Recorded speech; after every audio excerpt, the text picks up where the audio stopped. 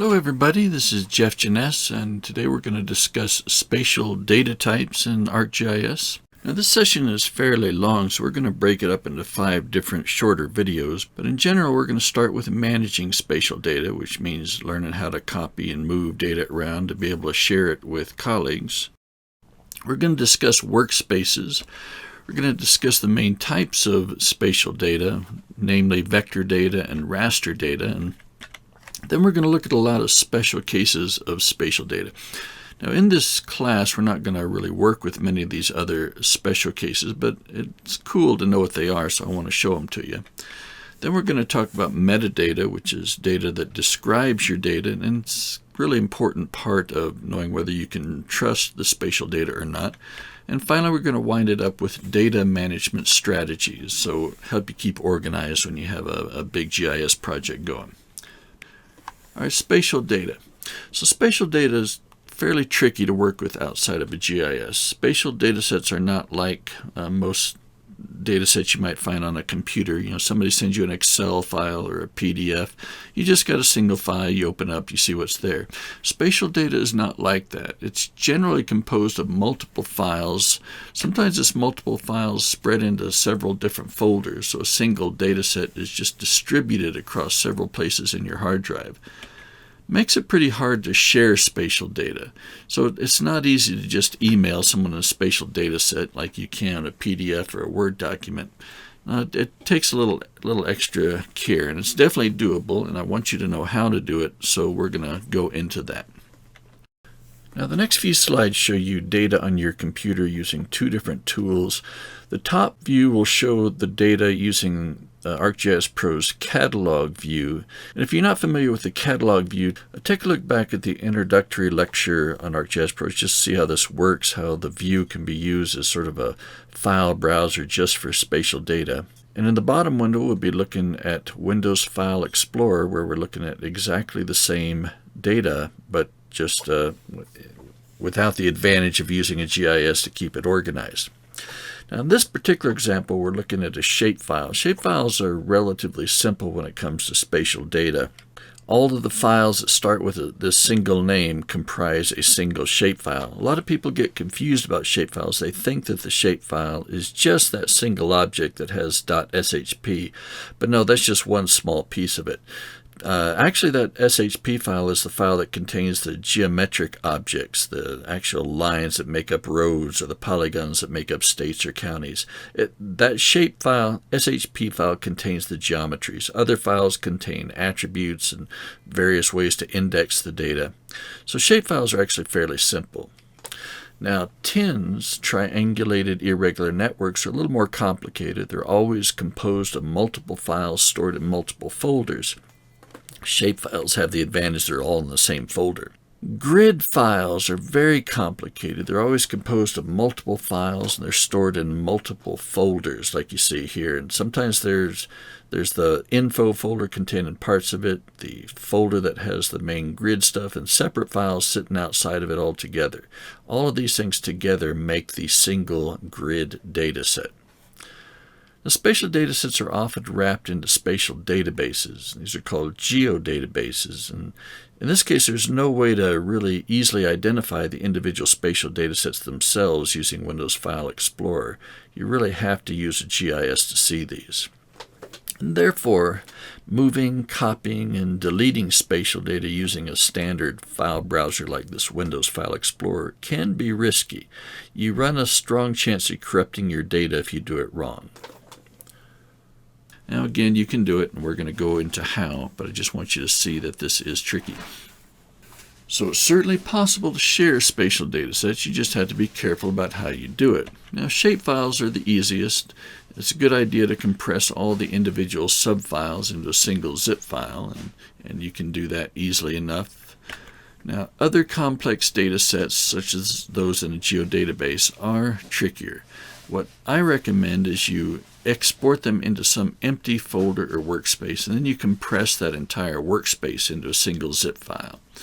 And if you don't have good zip software installed, I highly recommend 7-zip. It's a really good free compression utility. It works on several operating systems, and here's the link where you can download it. WinZip is also a good one. They sell that one, so it's commercial. But 7-zip actually does more than WinZip. Now finally, when you want to copy a data set, use Catalog to do it.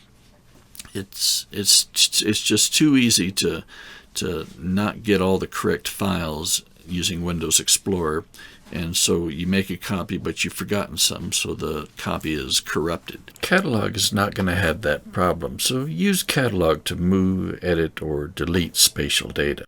Esri also has a system for sharing data online that's kind of separate from all this geodatabase and shapefiles and all that. ArcGIS Online is a system where you can post a version of the data online and it can be read by other people around the world. You can use ArcGIS Online. If you are an organization that licenses the software, you can have your own version of ArcGIS Online called Portal. Looks exactly the same as ArcGIS Online, but your organization is hosting it on their own server. Now both of these ArcGIS Online and Portal let you store data in the cloud, and like I said, it lets you share data with the world. It's posted up there and other people can log in and view it. It's not really a good system if you want to just share with a particular colleague. You know, if somebody asks you for a shapefile of a fire boundary or something, it's usually a lot easier just to send them a shapefile or a file geodatabase rather than going through the whole rigmarole of posting online and setting up permissions to let them see it. But ArcGIS Online is an important way of sharing data these days. All right, so let's talk about workspaces. So before we discuss actual spatial data types, we really need to understand how and where spatial data are saved. So spatial data can be stored in multiple ways, and the method of storage affects access and viewing speed as well as some of the properties of the data. And this term workspace, this is basically the container that holds the spatial data set. Any single workspace may contain many spatial data sets. The term workspace here does not imply that all your work has to be done in that location or that all your data have to be stored there. You know, often you're going to access several workspaces in any particular GIS project. Now, you see the term workspace referred to a lot. The help files, the tools and commands are all talking about workspace. Like I said, it's just a location where the data is kept. It does not imply that all your data have to be there. So, like I said, you can access several workspaces in any particular project, and you usually do. Kind of the take-home point here is that workspace is a very simple concept. It's just a place to store data. It sounds complex, and so sometimes people read more into it than there really is. Now, there are two broad categories of workspace. So first, there are folders. This is where we keep directories or folders on the hard drive. And if your data are stored in a folder, they're referred to as file-based data. Now, the other broad category is a geodatabase. We mentioned these earlier. Geodatabase is a specialized workspace that allows you to save your data in a more sophisticated manner. Now, in most cases, geodatabases work faster than file-based data. By the way, a shapefile is a file-based data set. This is different than a geodatabase. So I have found that geodatabases are often much faster than shapefiles, and they allow you to store not just the data itself, but more complicated things like relationships between data. The types of analysis that analyze whether data are correct or not. These things are called topologies, and they can be stored in a geodatabase as well. Now, I have to warn you that the slides I have that describe geodatabases are a lot of text and no graphics, and I apologize for that. I just can't think of a good way to make a graphic of a geodatabase that looks cool. So the next several slides are going to be a lot of text. Sorry. So, on to geodatabases. Now, there's two broad categories of geodatabase. There's the high-end relational geodatabases, and these store all your data like any database. They can do a lot more. They can store relationships between data sets, can store a history of changes that have happened to the data. They can store different versions of the data, store special symbology and display parameters so that when you load it in ArcMap, it can display a particular way. Can have lots of concurrent users, and this is actually related to that different versions. You can have different versions and lots of users. This means that you can have users that check out, like checking out a book from the library, check out portions of the data. They can take it out in the field, make edits to it, have a lot of different people editing different stuff, and they can bring it all back and have the geodatabase itself reincorporate all those changes in a way that doesn't crash the system. It's a pretty cool thing. There are ways to set sophisticated permission levels for each user that lets you protect data that's proprietary or dangerous or just your own intellectual property. They're really used more for the high-end, larger data centers. If you're working for a government agency that's distributing data to its workers, or a large corporation that has data available to its workers, you're going to be using this sort of database. If you're just a small organization, a small nonprofit that's just analyzing data, you may not care so much for this, and you really don't need this high-end database. Now, these database systems are called RDBMS. You'll see that initials a lot, a Relational Database Management System. And they're made by other companies. They're not made by Esri. So you might have heard some of their names. You ever heard of Oracle or SQL Server, Postgres? These are databases that are produced by other companies. Then ArcGIS produces its own little connector to those databases called ArcSDE, Spatial Database Engine. And that lets you, and that actually turns those other databases into geodatabases. It incorporates a bunch of geographic, analytical, and indexing functions to them. And so now they are useful for spatial queries as well as just queries against attribute values. So anyway, there's a lot of money in this system, by the way. You might pay $100,000 annually for an Oracle license, and then another $30,000 to Esri for this ArcSDE connection to Oracle. So this is why they're really most common amongst the larger corporations.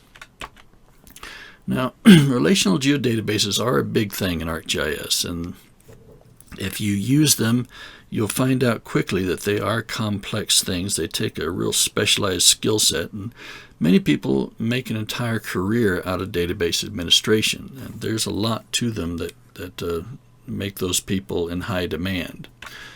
Now, in this particular class, we're not going to go into relational geodatabases beyond what I've said in this lecture. It's a big topic. It's worth a class in itself, and we don't need them for what we're doing, so we're not going to try and work with them. Which leads us to the second broad category of geodatabase, the non-relational geodatabase, and these also store all your individual data sets. They can also store relationships between data sets, although not to the complexity that the relational ones can.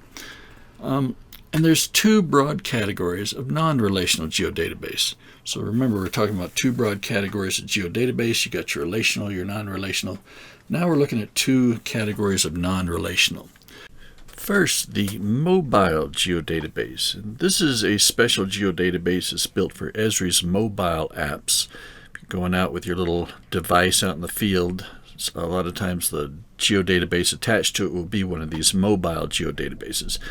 It's nice because it exists as a single file, but it appears that it only holds vector and tabular data, so you can't put rasters in there. So the other type of non-relational geodatabase is called a file geodatabase. This is something that Esri designed itself, and it's a sweet little database. Really fast to work with, simple to work with. When I've used them, I think they're faster than the relational databases. So yeah, they're really good things. And I actually have a story when I've written tools for people for years, and back before ArcGIS there was something called ArcView 3, and I wrote tools for that, and somebody hired me to write a tool that would analyze, say, 10 million points, and for every point they'd do a function based on the nearest 10 or 15 points. So it would take a while to run. Back in ArcView 3 days, the function would analyze this database, or this data set. It would do it about 100 points per second. Then, this was in a shapefile. And then ArcGIS came along. They hired me to rewrite the tool, and so I did. Well, and when I ran it in ArcGIS, it would only work at about 2 to 3 points per second. And that was just not near enough fast enough to be useful for a 10 million point data set. So what happens is I tried lots of ways to make the code work better, never could get it to work faster, until I took the same data set and just imported it from a shapefile into a file geodatabase. Ran the exact same code on it, and it was doing over 1,000 points per second. So 1 to 2 points per second if it's in a shapefile format, up to 1,000 points per second if it's a file geodatabase. So that's just the cool internal functions of a file geodatabase, make it work really fast in ArcGIS. Now there's a ongoing debate out in the database world about whether relational databases are really relational or non-relational, and it's technical. I don't think we're going to try and defend one or the other point, but it is accurate to say that the non-relational geodatabases, such as file geodatabases and mobile geodatabases, do provide a lot less functionality than the high-end ArcGIS, ArcSDE connected geodatabases. But unless you're managing data for a large enterprise, they usually work just fine.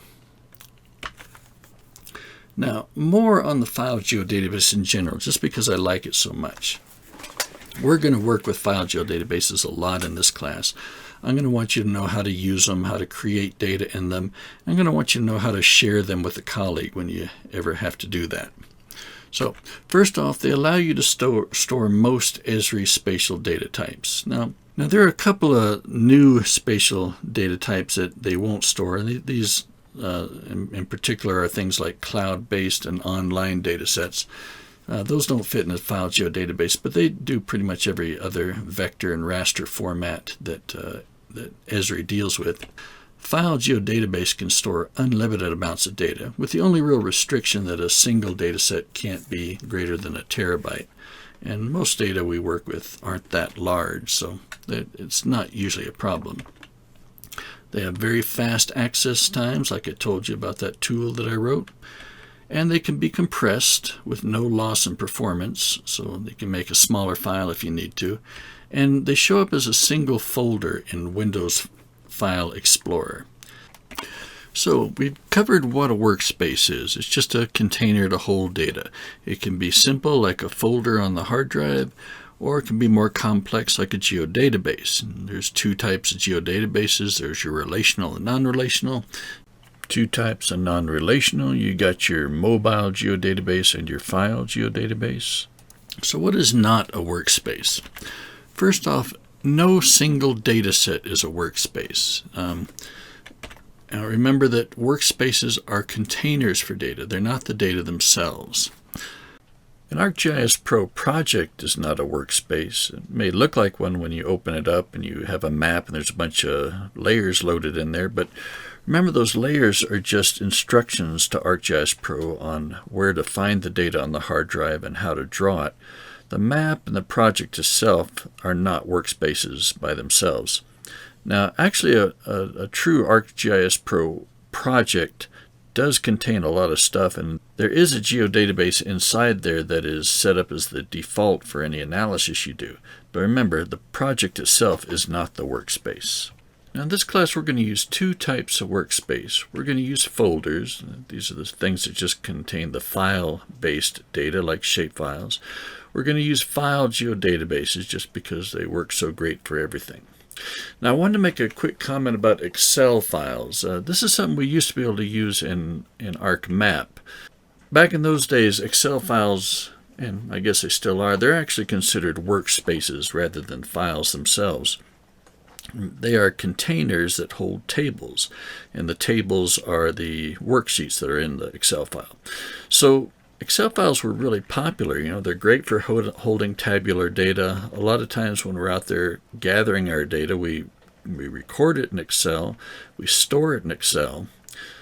But ArcGIS Pro no longer recognizes Excel files. So if you're really used to using them from ArcMap, you're going to have some trouble these days. Turns out that Esri does provide some drivers for ArcGIS Pro, and you can download them from this site. You can click on this in the PowerPoint. So you can get Excel drivers. It's a little tricky because ArcGIS Pro is a 64-bit software, and therefore it has to use the 64-bit version of Excel. ArcMap was using the 32-bit version of Excel, so it's a little tricky setting up the drivers where you can have both the 32-bit and 64-bit installed. So just be aware of that. It's kind of a hassle. Now, quick word on Catalog and Workspaces. I was trying to sell you earlier on how cool Catalog was for copying, moving around, manipulating spatial data. There's a few quirks to it, though. Catalog acts a lot like Windows File Explorer in that it lets you search your hard drive, find data to bring into the map. It won't do exactly the same thing, though. It doesn't show you all the folders, for example, and you can't do some of the common Windows functions from it. You can't compress files into zip files, for example. You can't access 7-zip or WinZip or even the Windows embedded zip function that's available.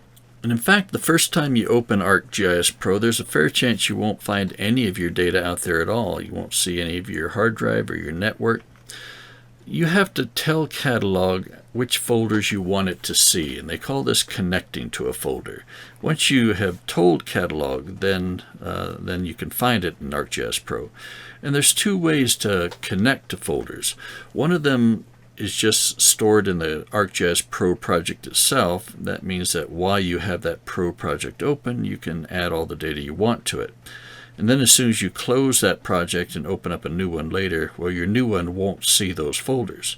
So the other way then is to add it to what they call the favorites section of ArcGIS Pro. When it's in the favorites, then you'll always be able to find it whenever you open ArcGIS Pro in the future. Now here's an example. When you first open ArcGIS Pro, you scroll around through it. You see all these things on the left, the toolboxes, database, but no actual data.